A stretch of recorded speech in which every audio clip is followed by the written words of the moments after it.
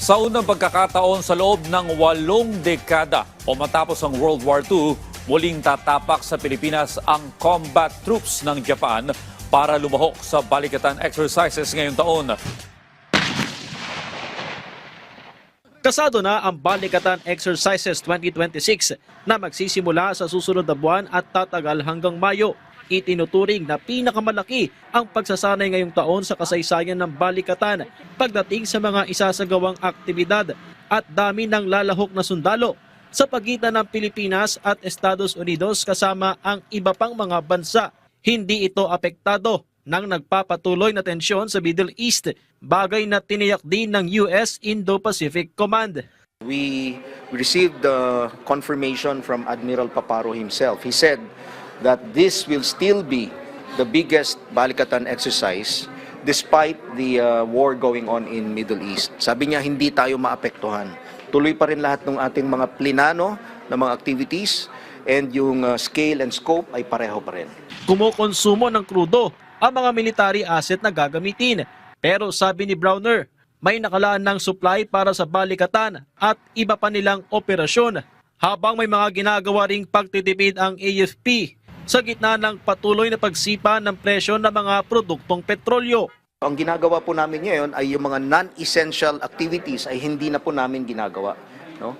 But for example, yung mga operations natin sa West Philippine Sea, tuloy-tuloy pa rin ho yun. Yung poll allocation na gagamitin natin sa balikatan ay na-allocate na natin last year pa. No? So hindi natin kailangan bawasan ito. Isa pa sa mahalagang aspeto ng balikatan ay ang cyber defense. Base na rin sa mga aral na nakukuha ngayon sa sitwasyon sa Middle East at giyera sa pagitan ng Ukraine at Russia. Bago umatake for instance ang Estados Unidos sa Venezuela at sa Iran, isa sa mga unang ginawa nilang hakbangin ay yung tirahin yung networks ng kalaban nila through cyber warfare.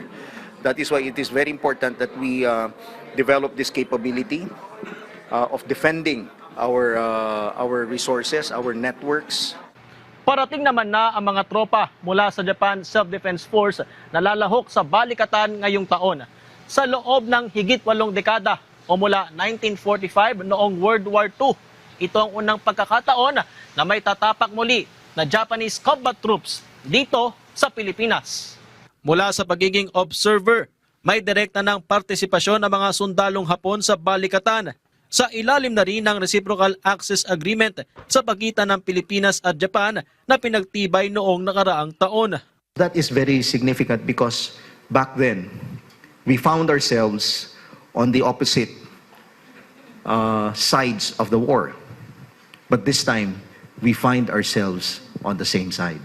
Kasabay nito ay ipinagdiriwang ang 70 anibersaryo ng normalized diplomatic relations ng dalawang bansa na lalo pang tumitibay. Our two countries have worked together as partners committed to safeguarding peace and building prosperity.